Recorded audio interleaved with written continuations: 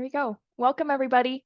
Welcome to our first webinar of the year. Very exciting. We're going over what is dynamic assessment. Thank you for all of you who are here with me live. I'm really excited to hopefully have a little discussion at the end of this, take some questions, and hopefully you're able to take away some valuable information about what dynamic assessment is, why it's important, and everything in between. So let's go ahead and get started, shall we? Just a brief agenda of what you can expect for our session today. I'll just give a brief introduction about myself, and then from there, we will go over the differences between static and dynamic assessment, what makes them different, go over just the general definition of dynamic assessment. We will then look into what the models of dynamic assessment are. There are quite a few, but we will be focusing on 3 in particular, and we'll see a few examples of each of them. We will also go over why dynamic assessment is important especially from a research standpoint. There's been a lot of research done on dynamic assessment, so we'll have some citations there that you can look into. And then we'll also talk about how we as a company, Language Dynamics Group, incorporates dynamic assessment into the different assessments that we provide and will be providing here shortly. And then the last few minutes, we'll open up for questions. Feel free to put anything in the Q&A. We have a little Q&A section and that I can get to and answer questions at the end or possibly throughout the session. And throw anything else in the chat. Megan will be monitoring the chat and checking up on you all. So definitely don't hesitate to reach out as you have questions. Yes, Megan is lovely. She is our Director of Dissemination and Implementation. Awesome. So, quick introduction of me. I'm Kristi Jones. You get to hear from me today. I am coming at you from the Austin area in Texas. It's called Round Rock, if you're familiar with the area. And I have been a dissemination and implementation specialist with Language Dynamics Group since back in July of last year. Before that, I had the privilege of meeting Dr. Douglas Peterson in my undergraduate at Brigham Young University. And as many of you probably know, Douglas Peterson is one of the co-owners of Language Dynamics Group and one of the co-authors of the many different assessments and intervention tools that we provide. He's phenomenal. So I got to learn from him and quickly realized that I wanted to be a part of his research. And I joined his research team. And the very first thing that I ever touched in research was dynamic assessment. So this has been years in the making. And I quickly fell in love with that research. I was able to manage his research and his lab throughout my time at Brigham Young University. And then following my schooling, I was able to stay on and manage his research as he moved to the University of Wyoming. And I managed his projects both within the states of Utah and Wyoming, as well as some international projects. And a lot of that was geared towards dynamic assessment and the development and research and testing of a few different models of dynamic assessment, particularly geared towards assessing language and language comprehension. So we'll be able to get into that shortly. But that's a bit of my background. And now that a lot of that research has started to culminate and a lot of the assessments are published or are almost published, I now get to be here with all of you and talk about a lot of the things that I've learned that I hope you all can learn, and talk about how to implement the assessments and intervention tools that are provided by Language Dynamics Group. And this is my little family. This is my husband, Jared, and our daughter, Addie. She's 1.5.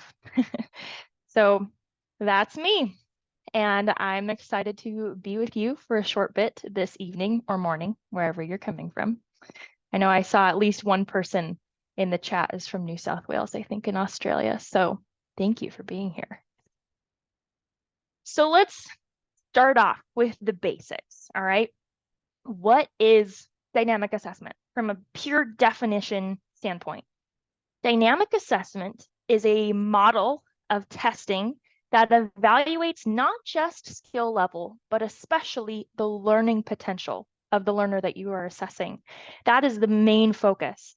It really emphasizes the learning process and how a learner gets from point A to point B and what that process looks like for them.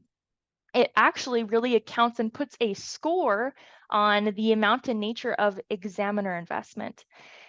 Dynamic assessment requires a lot of active participation between both you and the learner. So use the examiner and the learner. There's a lot of back and forth interaction throughout the assessment process. And there are moments for you to evaluate just that. It is highly interactive and it is entirely oriented on the learning process as a whole. It's a very, as you might say, dynamic way to assess the abilities of a particular learner. So what is the main difference? Because we are surrounded by static assessments. That is what is most common. Static, or otherwise known as standardized assessment. In standardized assessment, it's most often built on minimal to no interaction between the examiner and the learner.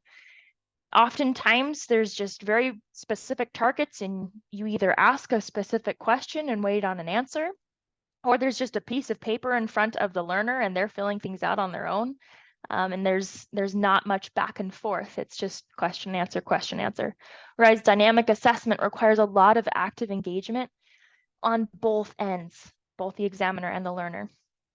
In static assessment, the examiner is passive the whole time, whereas in dynamic assessment, the examiner is required to be an active participant.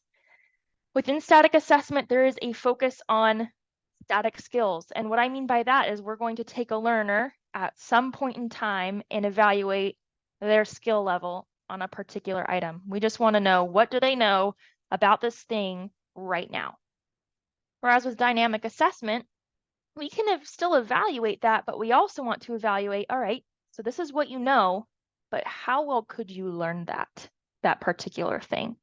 And let's dive into that process. And after I explicitly teach you how to do that process, how much can you gain from that learning? And of course, static assessment is very standardized. And while there is a standardized method to dynamic assessment, there's always going to be something that you do every single time with a dynamic assessment. There is also a lot of room for adaptation. Every learner is going to respond differently within the teaching process when they're going through that learning phase. And some learners will need more prompting than others. And you have the opportunity to cater to the needs of the learner right in front of you, which is a huge benefit of dynamic assessment. So let's talk about the models. There are a few different models of dynamic assessment, and we will be focusing on 3 key models. The first is going to be mediated learning or learning potential. This model is one of the most common, and you'll see it most in a lot of dynamic assessments already published or being published. There's also a method known as testing the limits, as well as graduated prompting. We'll dive into each of those and see a brief example of what those look like. So let's start off with mediated learning, or the learning potential model. So here you are truly doing a deep dive into that pure learning process of your learner. To start, there is some sort of a pretest, that first test phase here, where you assess the initial skill level of the learner for the target that you are wanting to evaluate. Following that pretest, you go into the teaching phase. This is where you explicitly teach the learner how to think through and perform the task at hand. Often there are visual stimuli to aid in the teaching process. And over the course of this teaching phase, the visual stimuli are gradually phased out. The learner is given multiple opportunities to perform the task while you play the role as an active examiner that prompts and corrects when necessary. We'll look into a brief example of this towards the end of our session today with something that we've been working on publishing. Following that teaching phase, there is a modifiability scale that you need to fill out. This is a quick example of that. This is an example of modifiability scales that are used in our assessments known as the Pearl and soon to be the Diamond, which we will look into. And here's where the examiner gets to add in their own clinical judgment and evaluate how that teaching phase went for their learner. Did the learner require a lot of prompting? How did the learner respond to the prompts? Was it effective? Were things able to transfer throughout the teaching phase? Were the principles taught, transferred? Were the learners confident, or were they frustrated at the teaching phase? And was there any disruptive behavior throughout the teaching process? At the bottom, you then evaluate how easy or difficult that overall learning process was for both you and the learner. Was it difficult to teach them? Were they having a hard time grasping things, or was it pretty fast-paced and they seemed to respond to your prompting well? This is what truly evaluates the learning process. This right here is what I call the bread and butter behind this model of dynamic assessment. It's evaluating the learning process of the child you're assessing and the way that they respond to being actively taught. These values give a lot of information as well as to whether or not a learner may be at risk for a particular disability or for having difficulty in the target at hand. Now, following that modifiability rating and that score that you're assigning after the teaching phase, you then have a post-test.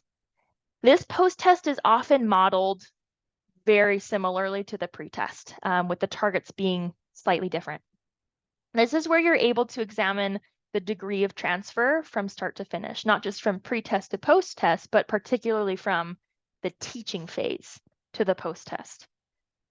The combination of the scores from the modifiability rating that you gather in the teaching phase, as well as the post-test, when brought together and analyzed, have the potential to provide excellent classification accuracy, especially for culturally and linguistically diverse populations, which we will discuss further shortly. So the next model we have is the testing the limits approach. Here, you actually start with the most difficult target of the bunch.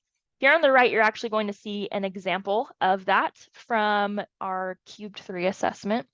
This is pulled from the dynamic decoding measures, or the DDM, and this is our phonemic awareness subtest. In this model, you're going to start, you can see here, there are 4 targets. We have phoneme segmentation, phoneme blending, first sounds, and continuous phoneme blending. And here we're starting with phoneme segmentation, which is the most complex of the 4. Now, not only are we starting with the most complex, but we also start with a little bit of a teaching / practice phase. First, we present the target. We say what we're expecting them to do, and we offer them the opportunity to give a response. So here it says, tell me all the sounds in 2. If the student correctly segments the sounds, then we move on to the actual targets. But if they don't, then there's a script here that's like a teaching phase where you explicitly teach how to segment the word or how to carry out the task at hand. After that teaching phase, another opportunity is given to that learner to give the correct response. Tell me all the sounds in a new word. If it is correct, then you proceed with the target. But if it is incorrect, then we move on to the next lowest target. Phoneme blending is simpler or slightly more simple than phoneme segmentation.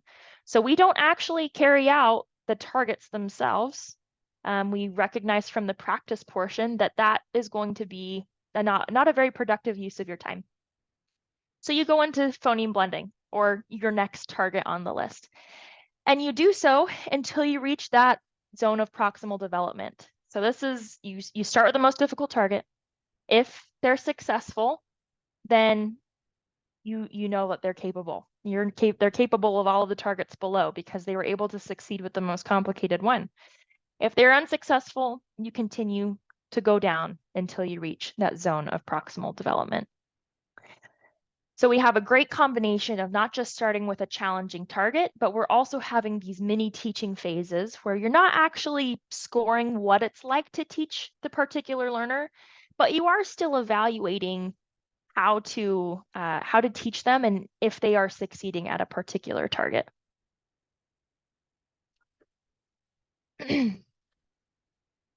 Next, we have graduated prompting.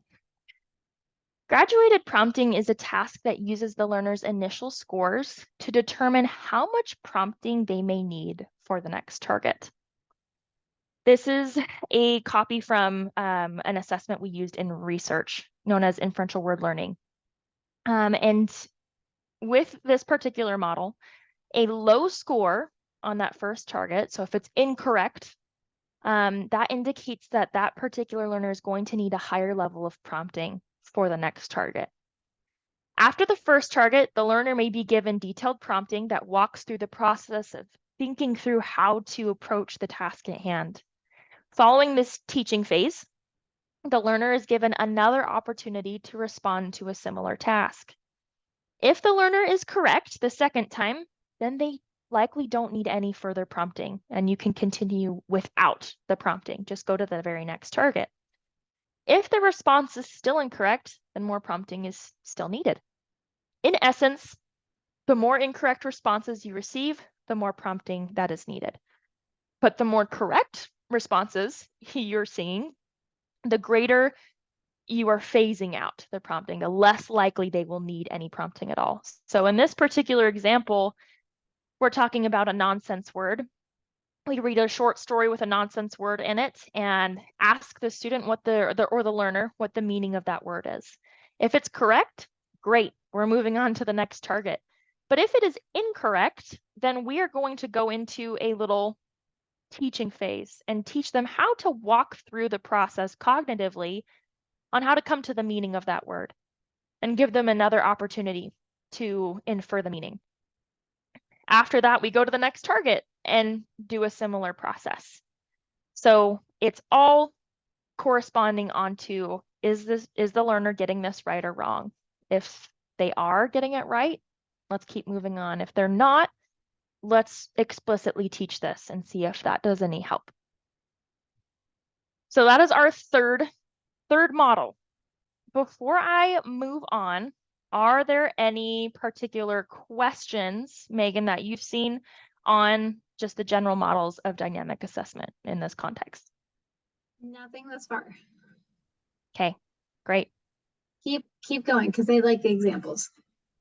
Okay, sounds good. And anybody that has questions, hold on, Kristi. Anybody that has questions about like certificates or like, is this going to be recorded? Those things, we will get to you at the end of the webinar. Thank you. Yeah. Thanks, Megan. Appreciate it. So we're going to see more examples of one particular version of dynamic assessment at the end. But before we do that, I want to emphasize its importance. What makes dynamic assessment so important? Why is it even relevant? Why do we give it the time of day, right? So let's talk about that. I love these two quotes here. The first, people with developmental language disorder, or DLD, have significant difficulty learning, understanding, and using spoken language. And that's by McGregor from 2020. And then from the International Dyslexia Association, it says dyslexia is a specific learning disability that is neurobiological in origin. It is characterized by difficulties with accurate and or fluent word recognition and by poor spelling and decoding abilities. There's a commonality here. Learning. There are a lot of things that we're considering out here, particularly with DLD and dyslexia, where these are cases where there's difficulty learning. The disabilities and the difficulties are all rooted in the learning process. So why wouldn't we want to assess exactly that when attempting to diagnose someone with either of these conditions or with anything relating any language difficulties, right? Now, I love this quote. This is from Feurenstein. He established one of the biggest theories that dynamic assessment is brought upon. And he says, what if intelligence can be taught and was in fact the ability to learn? What are we saying here? Intelligence equals the ability to learn. You measure your intelligence by how you learn. And your ability to learn is not necessarily the way you learn. Some people learn differently, but nonetheless, it is the ability to learn.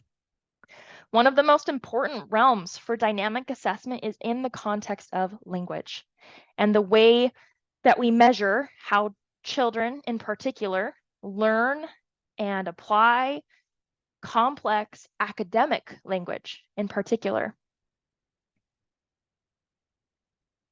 Now, we want to see, what about the tests that aren't measuring learning right now? There's a lot of assessments that don't necessarily measure learning. They measure static skills. That's coming from static standardized assessments. Now, something that I want us to investigate on a very surface level is the concept of sensitivity and specificity. Now, sensitivity, speaking in this context, is the percent of people with a condition who are correctly identified as having the condition. So an assessment is trying to diagnose developmental language disorder. How accurate is it at accurately identifying people who truly have developmental language disorder, as an example? Specificity. What is the percent of people without a condition who are correctly identified as not having a condition? So for that same assessment that's trying to diagnose DLD, is it able to, with high accuracy, identify those do not have the condition accurately? That's what we're trying to balance here. In an ideal world, we have something that looks like this. We have 100% sensitivity and specificity. This is the true ideal. We want all learners who do have a disorder or do have a difficulty to be accurately identified as such. Similarly, we want all learners who do not have a disorder to also be accurately identified as such. We want to make sure that there is, in the most perfect world, 100% sensitivity and specificity. Now, that is truly difficult to achieve, but I want to draw attention to what that actually looks like in reality with a lot of the assessments we have now. This is the reality, particularly for language diagnosis. You can see here the level of sensitivity and specificity, 100 here being 100%. The average bar is around 80. And you can see for some of these particular examples, the sensitivity and specificity is not balanced. Some of them have really high sensitivity and low specificity, or vice versa. There is a crossover, as you can see, between the sensitivity and specificity. There's a little gray area where kids who don't have a disorder are being diagnosed as having a disorder, or kids who do have a disorder are being missed. Children are either being misidentified or missed entirely. And that's what happens when you don't have that strong sensitivity and specificity in place, and very poor classification accuracy as well.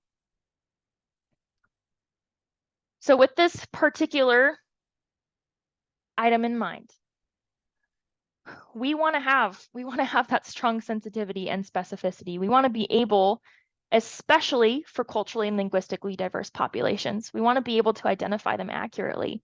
A big reason why a lot of these static assessments fall short is because they misidentify learners of culturally and linguistically diverse populations. And we'll go into some of the research as to why that is here in a minute. The content of static assessments are typically more favorable to the language that it is written in. So for example, a static assessment that is written in language is going to often cater to the learners whose native language or their main language is English. It's going to favor them because of that. The linguistic bias is severe, and sometimes learners perform poorly, not because they have a disorder, but because they lack the complex academic language in the language they're being assessed in. Additionally, they could further lack complex academic language in their own native language. That complex academic language portion just may be really low in general.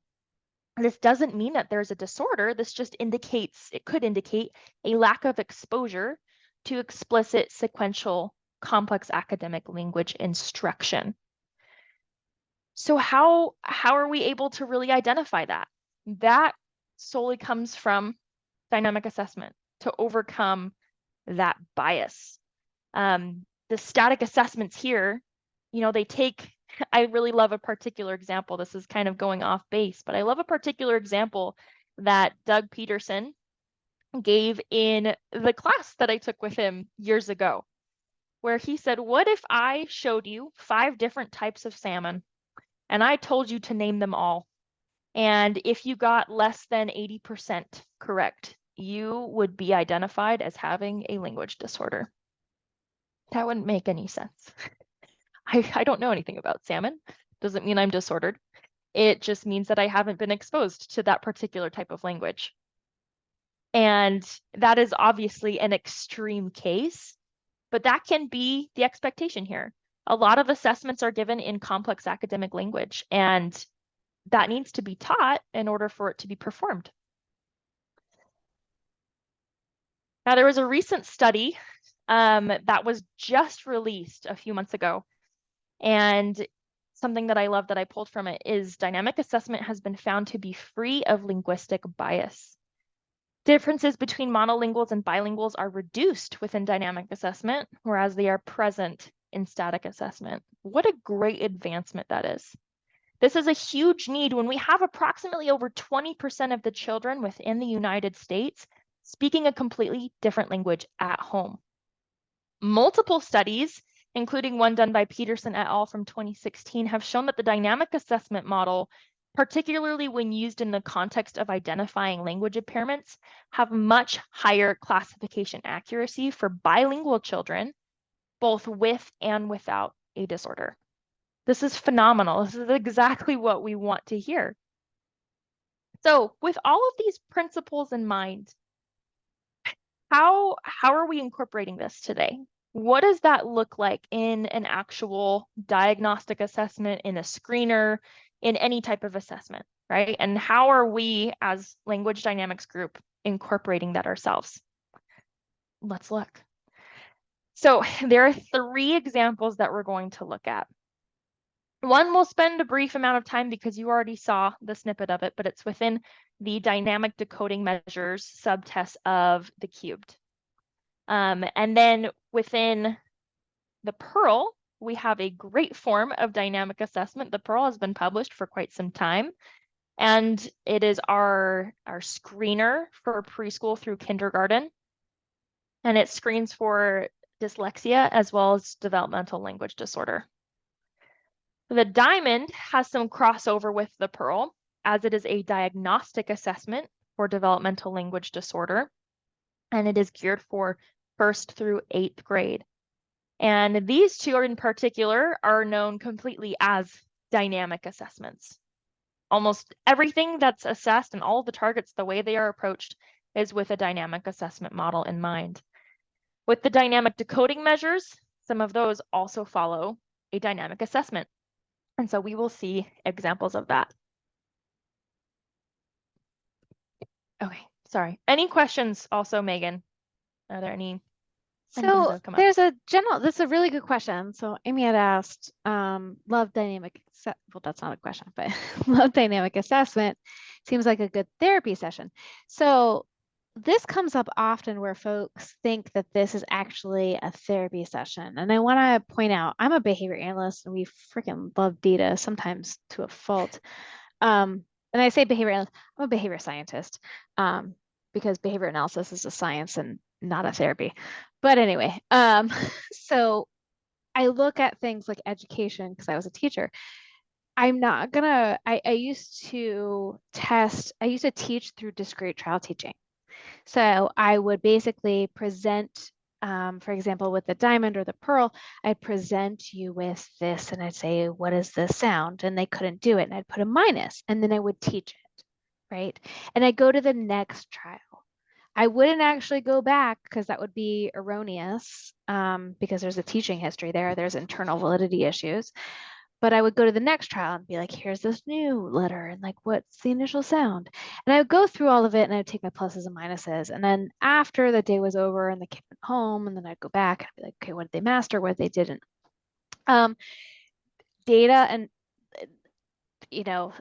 folks be like, that's my best friend. It is awesome. but that was actually not teaching. And I could go back and I actually have many regrets because that was assessment. I basically assessed it and put pluses or minuses. And children do not learn when they're learning by consequences that are negative. They learn when they have a history of reinforcement and you have multiple opportunities for correct responding and lots of positives. So I want, Kristi, for you to summarize, at what point would you use dynamic assessment versus the cubed, right? Yes. And progress the benchmarking or progress monitoring. How is this differentiate? Because I only see this as being used once and done. Right. Yeah, I think that ties in perfectly into what I'm literally just about to talk about. That's perfect. So dynamic assessment itself is often more so used on the front end, where we're trying to diagnose or identify risk instead of progress monitor, right? So this is the diamond and the pearl are one and done assessments. You're only going to give them once. The pearl is a universal screener for preschool through kindergarten, where we're trying to identify learners who are at risk for DLD or dyslexia. The diamond is a diagnostic assessment for DLD for 1st through 8th grade, right? But the DDM, this is a benchmarking and progress monitoring assessment. So let's talk about that for a minute. These are the different subtests in there, but phonemic awareness and phoneme manipulation, these two subtests use methods of dynamic assessment within them. And one of them is the phoneme manipulation in particular has that little teaching phase practice portion. And the phonemic awareness is the one we walked through where we're testing the limits. We're starting at the most complex and then we're going down and we're also giving a little teaching phase. So here we are using these assessments for benchmarking, for progress monitoring, right? And if a student does well or a learner does well on these and they reach benchmark, then it becomes a one and done. You don't have to do it again because you know they can already do that particular skill. But if they are at risk, they get moderate risk, high risk, they're below the benchmark level, then this is something we want to come back to again and again until they reach that benchmark expectation. And this is something that you will do over and over. You want to progress monitor this if that's a task that you're working on in therapy, right? And that can then give you information according to your IEP goals and objectives. For those of you who are very familiar with the cubed, we have recommendations for intervention for each of these targets according to the risk level. So that is where you would really put that in play here. But as far as further dynamic assessment goes, that will be more of a one and done. Terry just asked, is the diamond currently available on the language dynamics group site? It is not yet, and I'm just about to dive into the diamond and what you can expect there. So let's talk about the pearl and the diamond. All right. Actually, Kristi, I'll put Megan, did you have something? Kristi, let me put in the chat the sign up page if you want more information about diamond. I'll find it. Yes, that would. It's from great. Asha, so yeah, like the diamond just. Yeah, perfect. That's great. So really quick before I dive into what the pearl and the diamond look like as far as dynamic assessment goes, the pearl, we published it ages ago. It is going through revisions right now. We were able to revise some things and collect a lot of great data on that. And so we will be revising and republishing that assessment in the next few months. The diamond has never been published. It has been in research and in development for a long time. When I say that I first touched dynamic assessment when I joined research years ago, it was the diamond. That's what I first got exposed to. So it's been a long time coming. They are wrapping up data collection this week, actually, in Connecticut, and adding that up to our data analysis. So find Megan's link that she's putting in the chat. It's giving updates as to when that's going to be published. Our goal is within the next 2 months that it will be out, sooner than later. But but that is our main goal here. So the diamond is not out yet, but this is a nice preview as to what you can expect. And in the future, we hope to have more in-depth webinars on the pearl and the diamond, as well as full start to finish trainings on the pearl and the diamond, like 6-hour trainings that we can really dive into how to use these. So you can keep that out. Beck, when it is revised, do previous buyers get the updates? That is a great question. So that is, I believe, Megan, you can check me on this, but that is something that you will have to repurchase because the revisions are pretty hefty. And the research that went into that is the same as well. Am I right on that, Megan? Realize like when I put my headphones up, you can't hear me. Yes. Perfect. Yes, you are right, Kristi. Good.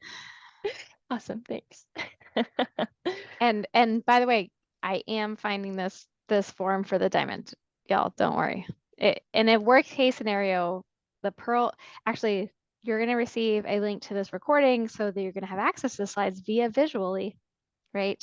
And a transcript for accessibility reasons, but we do not share the slides for intellectual property reasons. Sorry, hiccuped. And at that point, so you'll receive the video and some other links. So if you have any other questions about that, just message me directly. Yeah. All right, Kristi, keep going.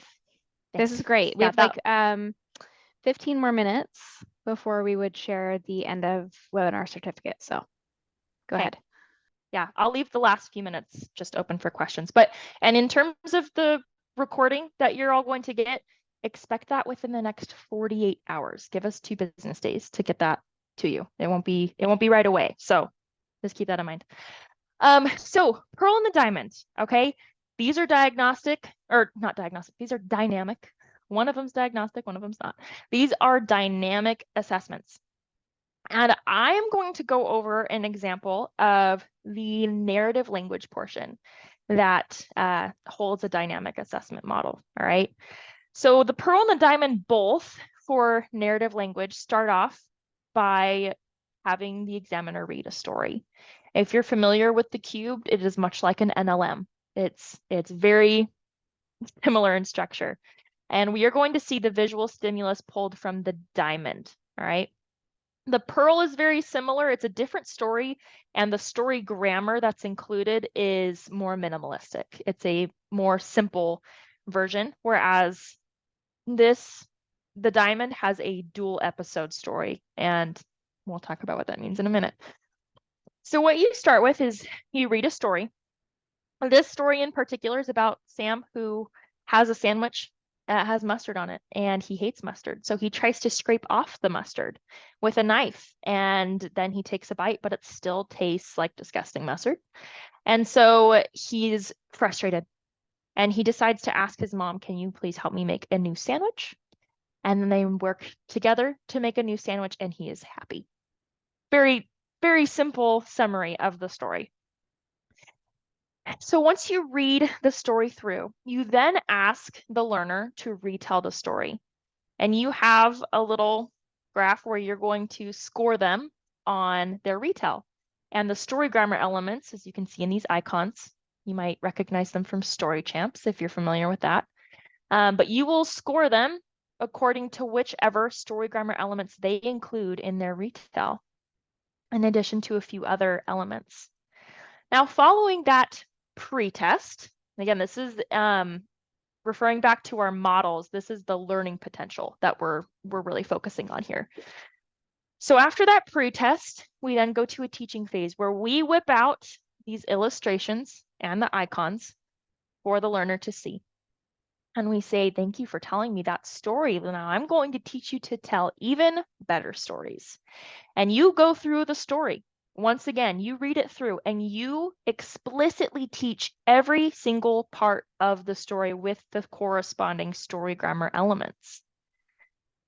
As you teach this, you're pointing to each of the icons, you're drawing that visual stimulus, attention to that visual stimulus. And once you've finished going through each of these elements, you then ask the learner to tell you that story again with the visual stimuli in front of them. Now, as they are telling the story, if they ever forget a part of the story, they gloss over it. Let's say they had given me the character and the setting and the problem. So Sam was in the kitchen eating a sandwich, and his sandwich had disgusting mustard on it, and so he tried to scrape it off with a knife. You immediately correct that gloss over. You say, wait a minute, how did Sam feel about that disgusting mustard? How did that make him feel? You ask a very descriptive and distinct prompt to help them remember that part of the story, and you point to that part of the story to help them draw attention to it. As you're going through, you're repeating this process. You're making sure that they get every single part of the story. If you ask them a question and they don't know, you then model that for them until you get to the very end. Now, once that part of the teaching phase is finished, you then take away the illustrations and you only have icons. So remember that element of fading away visual prompts, right? That's something that we're incorporating here. We had the illustrations and we had the icons. Now we just have the icons. Let's see what you can do with just that. And they retell the story again, just using the icons. You can point to the icons as they go, and they tell the story. And if they forget any part of the story, you immediately prompt them with a question to tell you that part of the story and make sure that it is cohesive. They're including every single story grammar element, right? And the Pearl, like I said, is modeled a very similar way. The only difference is that there's less story grammar and the story is much shorter. Now, after that, you are going to have what we already saw is the modifiability rating, this responsiveness scale, where you get to evaluate what was that teaching phase like. As you are going through this teaching phase and you are explicitly teaching the parts of the story and you're prompting this learner to give you every single part, how attentive were they? Did they need a lot of prompting or not much? How responsive were they? Did they respond well to those visual and verbal prompts, or did they seem to rely too much on them, or did they not really help at all? How was the degree of transfer? Did you notice that the targets were able to transfer over the phases of teaching, or did they just keep forgetting the same things over and over? What about confidence and frustration?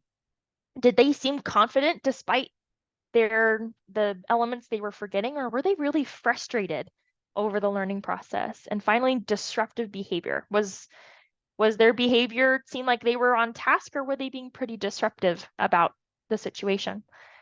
And then at the bottom, the learning scale. Easy to difficult. What was that like? Then you go through a post-test. That is very similar to the pre-test. You won't have any visuals, but the story is modeled the same way. It's going to have all of these same story grammar elements, but it will be a different story. You read that story all the way through, and then you have the learner retell that same story, and you score them accordingly as to what story grammar elements they included and how clear they were with each of those elements. And from that, you're able to identify things from the teaching phase with that responsiveness scale and a few other things that aren't pictured here, as well as that post-test score. And the combination of the two in particular, as I said before, gives so much information with higher classification accuracy as to whether or not that particular learner is at risk for having a language disorder, developmental language disorder. And like I said, the Pearl does it similarly, but again, that is a screener. It tells you if they're just simply at risk, whereas this is a diagnostic element. Now, there are a few other subtests within the Diamond and within the Pearl that I'm not unpacking today. That's not necessarily the purpose for today's session. But the Pearl and the Diamond, those are our main dynamic assessments. This dynamic assessment model I've been able to see in practice multiple times as I've carried it out in research.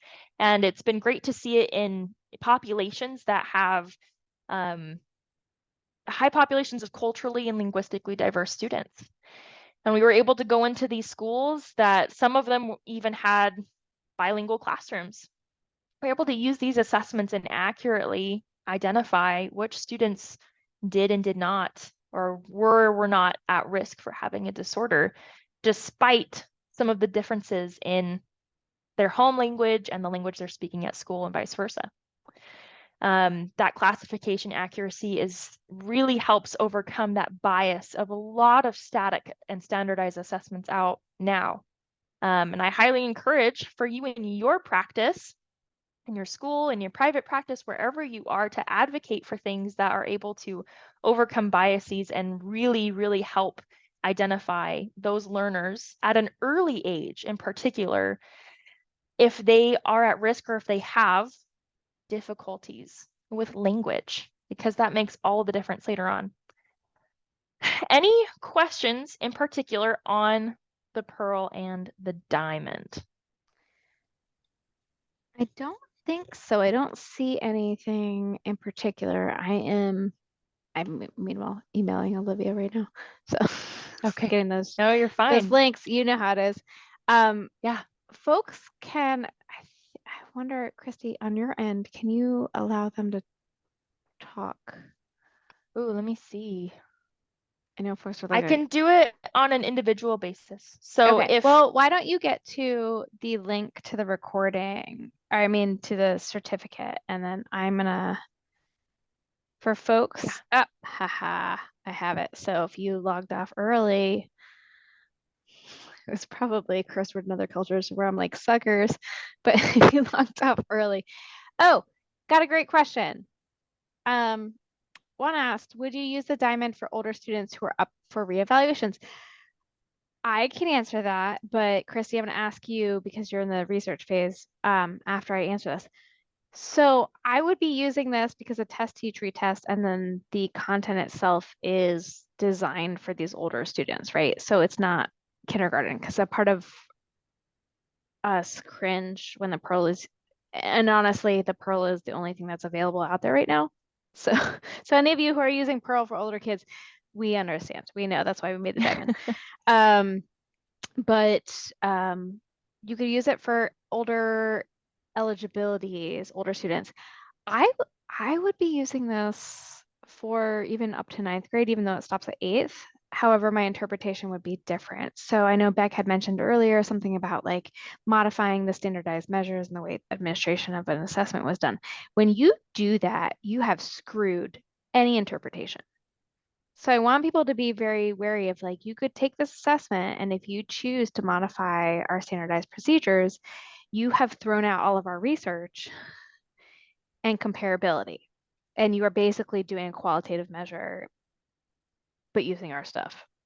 So, I mean, I look at that where I'm like, so you need to be very careful. And if you're doing reports saying that you use the diamond, you actually did not, right? You use materials and a dynamic assessment procedures. And then you're using your clinical judgment, which is a part of evidence-based procedures, but so is the research base. So one, I would reach out to us or anybody else that wants to use it with students that are older than 8th grade. So that's 9th through 12th grade. High school, for those of you around the world, those are going to be your like college, right? Or collegiate prep, preparatory high schools, everywhere but the US that uses those terms.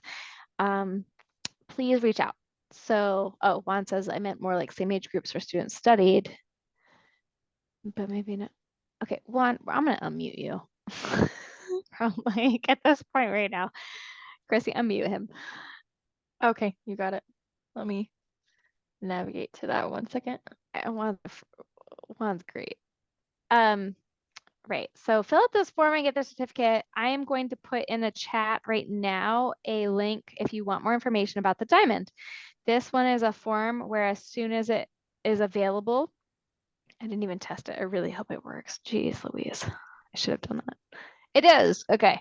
As soon as it's available, right now we're finishing up data collection, like Kristi said, and per the primary investigator, should be done by the end of February, which means the graphic designer, aka Olivia Peterson, will be done with the graphic design modifications. So it's pretty, right? Like it all aligns.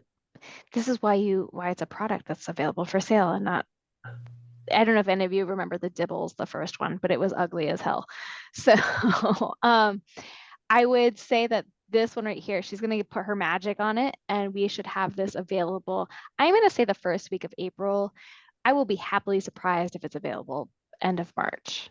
Kristi says end of February, but I'm always cautiously optimistic. So, all right, Juan, if you are unmuted, go ahead, and you're still here.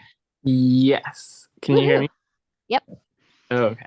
So I was thinking more about like so we have, like students who are bilingual who maybe did not receive, evaluations that were maybe, more appropriate, where were given like the self or just other standardized measures that didn't really align with their, linguistic profiles and whatnot. But I was thinking more of like still the same age groups that were studied, but like in terms of eligibility criteria, because you were saying like it's more of a one and done kind of thing, but like I'm thinking of like maybe students who have already had speech and language therapy who are up for reevaluations and things like that.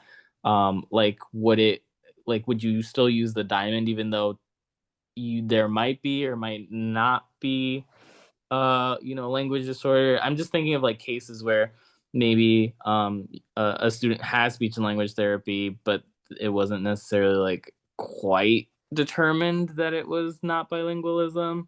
I know that there have been some cases like that in not my experience, but like, undergrad situations and stuff like that. I don't know if I explained that right. Yeah, that definitely makes sense. So I'm just going to repeat it back to you so you know that I am understanding this right. So what you're asking is for the same age group where you're looking at students who have been in therapy and you need to reevaluate because even though they've been qualified for therapy, you're not necessarily sure if it's actually because they have a disorder or is it because they are bilingual and it's just a language difference, right? Yeah. Yeah, I think that would be a great use of the diamond, especially since it's just now coming out. If we're working with kids all the way up to 8th grade and possibly even beyond, that is, likely going to be the case. So because this is helpful for those populations who have those language differences, I think that would be a great use of this assessment for sure. Gotcha. Thank you. I'm very excited for it because I have a very big bilingual population. So I'm like looking forward to the diamond so much. Yay! Juan, your feedback has been actually very critical. So we thank you very much. And we shared it and it went into why you're the reason why things are delayed. So Okay. Just FYI, everybody, just blame Juan as to why we promised this a while ago and we're still collecting data. Thank you. Yeah, thank you, Juan. I appreciate it. It looks like Megan is responding to you, Beck. She's typing out answers, so I'm gonna let her address some of your questions there. But let's see. Terry, pricing for the diamond. We don't have official pricing established yet, but we do. We do? I got an estimate the other night. So I'm putting in this is the max. This is like because Trina and Doug hate making money. They really they do. laugh because Kristi and I would love to get paid more. But they hate they're so bad at business. And so like if you know Story Champs or like nothing has ever been increased, even though inflation goes up, like we're basically losing money sometimes. Anyway, $4.99 is what it will be, but it is diagnostic now. I just want to point that out. So if you can, basically this is the equivalent of like, is TILS diagnostic? I feel like it is. Where's my friend Deborah? Oh, when I need her. Yes. It is? Okay, thank you. Yep. So thanks, Mom. So it's, you think about the equivalent and but this one has pandemic kid norms. If you saw me, I'm dancing like we are legit and have traveled the freaking world. Thanks, Juan, to do this. So $4.99 is what it is. As uncomfortable as that makes me feel, I think back and I'm like, yeah, well, that makes sense because I used to do some other things that were really crappy and just as expensive. So it's a deal. It is. I bet if you use the Cube 10, we should probably pause this recording. All right. Beck, we'll continue this conversation later. I'm going to let other people have the chance to talk. So anybody else have any questions? so that we don't commandeer one conversation versus the other. I'm seeing really quick in the chat. Is anyone else also facing the error with the QR code? Okay. Okay. How about I will go ahead and put it in the chat, the link to it. Let me just pull it up on my side. side. For some, but if it didn't work for everybody, go ahead and put the link. We're also way past our time, and this is a free webinar, so I just want to point out that like we've got to go. This is Kristi and I donating our time for this. So, and thanks, Terry. We really do appreciate that folks recognize and understand there's decades of research that go into it, which is millions of dollars, y'all, that we spend on our own to make this free for you. We could always put something out there that isn't research-based, but that is not our values. And we want things that work for the kids, and we're all in it for the children, the next generation. Listen, I want people when I retire and I'm in an adult home, I want them to be able to read my medication right. So I talk about this where it is extremely important for them to understand this. And so this is about educational equity.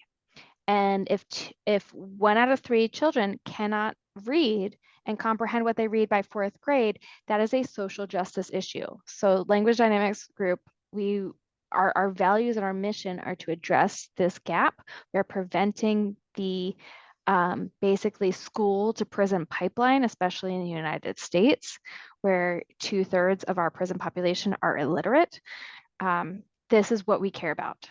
So we have story champs, we have all these things that are really cutting down on the suffering of the human population. So any other questions that you have, please reach out to us, and any comments or anything else, we are totally open. We'll handle it on an individual basis. You're never going to bother us. This is what we're here for, Kristi and I. All right, Kristi, wrap us up. Okay. I'm just going to put my information right here. If you want to contact us, here's our email. Again, we will be sending that link out with the recording here within 2 business days. So keep an eye out from that, but you'll be able to find our information there. I put the link in the chat for the form for you to fill out so you can get your certificate. So make sure that you do that and give any feedback that you have. We always love taking your feedback. And really quick, one last question that we got from Emily. Does the Diamond have other areas of assessment beyond narrative story? Thinking of students who have already received story grammar therapy and wondering if it may be not as valuable of an assessment if they've already therapized in narrative language. So yes, there are other things that are assessed, but I cannot disclose them right now because they are still undergoing revision. So I don't want to give any particular promises, but there is more than just narrative language that's being focused on within that assessment. So keep an eye out for more details as we tackle them. Awesome. Well, thank you everyone for attending. We appreciate it. Follow us on Instagram and Facebook. We have a great group and you'll be able to find all of our updates there. But until our next webinar, everyone have a great evening or day, depending on where you are in the world. Thanks, everybody. All right, thank you, Kristi. Go ahead and log off, and then we'll talk to you tomorrow. Okay, sounds good. Bye.